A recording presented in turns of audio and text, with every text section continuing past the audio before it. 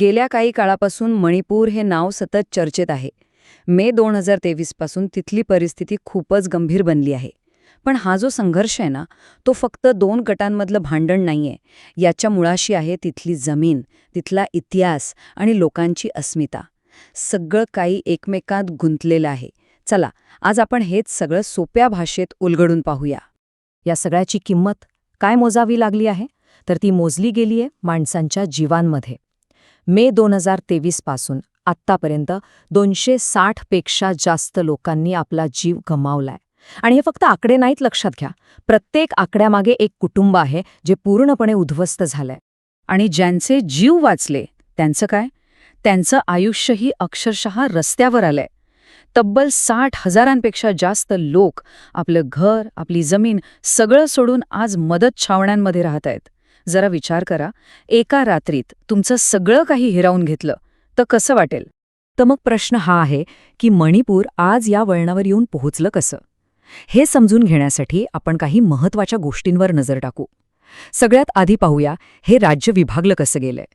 मग आपण त्याच्या ऐतिहासिक कारणांमध्ये डोकावू.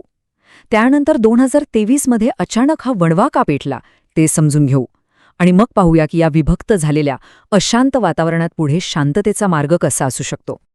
तर सुरुवात करूया मणिपूरच्या भूगोलापासून. कारण खरं सांगायचं तर ह्या संघर्षाचं मूळ तिथल्या जडणघडणीतच आहे. सगळा खेळ हा दरी आणि डोंगर ह्या दोन भागांभोवती फिरतो. आता ही आकडेवारी जरा बघा, म्हणजे तुम्हाला अंदाज येईल. दरीमध्ये राहतो मैतेई समुदाय. त्यांची लोकसंख्या राज्याच्या एकूण लोकसंख्येच्या जवळपास 53% आहे. पण त्यांच्या ताब्यात राज्याची जमीन आहे फक्त 10%.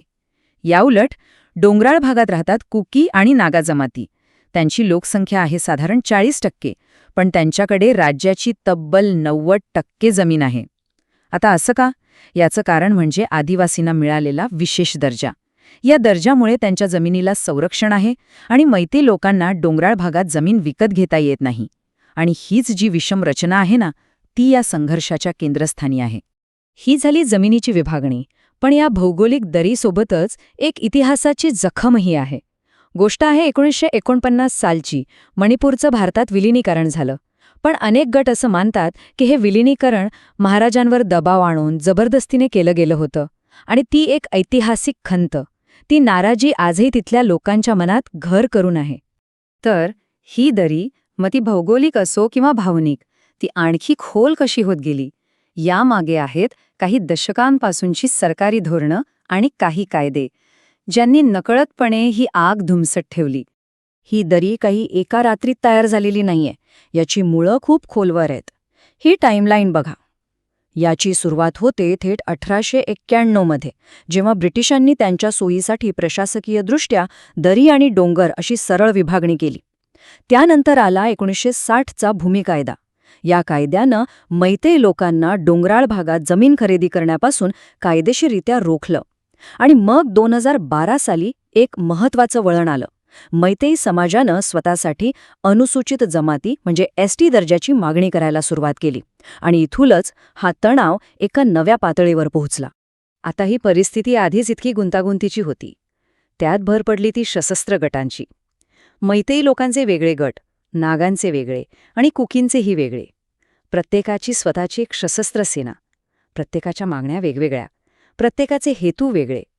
या सगळ्यामुळे मणिपूर अनेक दशकांपासून एका अशांततेच्या, अस्थिरतेच्या चक्रात अडकून पडले. तर मग 2023 मध्ये असं काय झालं की इतकी वर्ष धुमसत असलेला हा ज्वालामुखी अचानक फुटला? चला आता त्या ठिणगीबद्दल बोलूया. कोणतीही आग लागण्याआधी धूर येतोच, नाही का? तसंच काहीसा इथेही झालं. काही राजकीय गटांकडून आणि सरकारमधील काही लोकांकडून कुकी समुदायाला बेकायदेशीर स्थलांतरित, नार्को टेररिस्ट किंवा जंगलतोड करणारे असं संबोधलं जाऊ लागलं. आता अशा प्रकारची भाषा जेव्हा वापरली जाते तेव्हा समाजात अविश्वास आणि द्वेषाचं विष पसरायला वेळ लागत नाही. आणि मग अखेर ती ठिणगी पडली.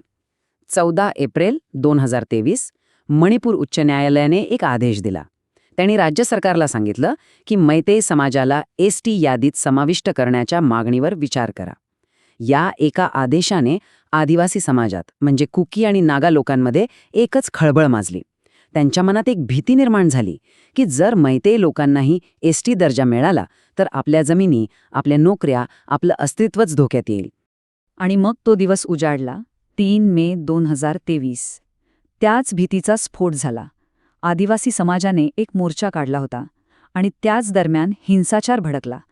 चुराचांदपूर बिष्णुपूर सीमेवर लागलेली ही आग इतकी भयंकर होती की बघता बघता तिने संपूर्ण मणिपूरला आपल्या कवेत घेतलं. या भयानक हिंसाचारानंतर मणिपूरमध्ये आज जी शांतता आहे ती एक विचित्र, अस्वस्थ शांतता आहे. कारण या घटनेने दोन्ही समुदायांना पूर्णपणे तोडून टाकलंय, एकमेकांपासून वेगळं केलंय. आजची परिस्थिती काय आहे? तर मणिपूर अक्षरशः 2 भागांमध्ये विभागलं गेलंय. एक प्रकारचं समांतर प्रशासन सुरू आहे. म्हणजे काय? तर दरीच्या भागांमध्ये मैतेई गटांचं वर्चस्व आहे, तर डोंगराळ भागांमध्ये खुकी गटांचा दबदबा. सरकारी प्रशासन फक्त नावापुरतं उरलंय. परिस्थिती इतकी गंभीर आहे की दोन्ही समाजातले लोक एकमेकांच्या भागात जायला सुद्धा घाबरतात. आता साहजिकच या सगळ्या गोंधळात प्रशासनावरचा लोकांचा विश्वासच उडाला. त्यावेळच्या बीरेन सिंग सरकारवर पक्षपातीपणाचे खूप गंभीर आरोप झाले. परिस्थिती हाताबाहेर जात होती. त्यामुळे ती नियंत्रणात आणण्यासाठी केंद्रीय सुरक्षा दलांना बोलावं लागलं. त्यांनी दोन्ही समुदायांमध्ये बफर झोन तयार केले, म्हणजे एक प्रकारे भिंतच उभी केली. यानंतर अनेक राजकीय घडामोडी घडल्या. फेब्रुवारी 2025 मध्ये अखेर राष्ट्रपती राजवट लागू झाली. आणि मग साधारण वर्षभरानंतर फेब्रुवारी 2026 मध्ये युमनाम खेमचंद सिंग यांच्या नेतृत्वाखाली एक नवीन आघाडी सरकार सत्तेत आलं. ठीक आहे, हे सगळं झालं. पण आता सर्वात मोठा प्रश्न, यापुढे काय?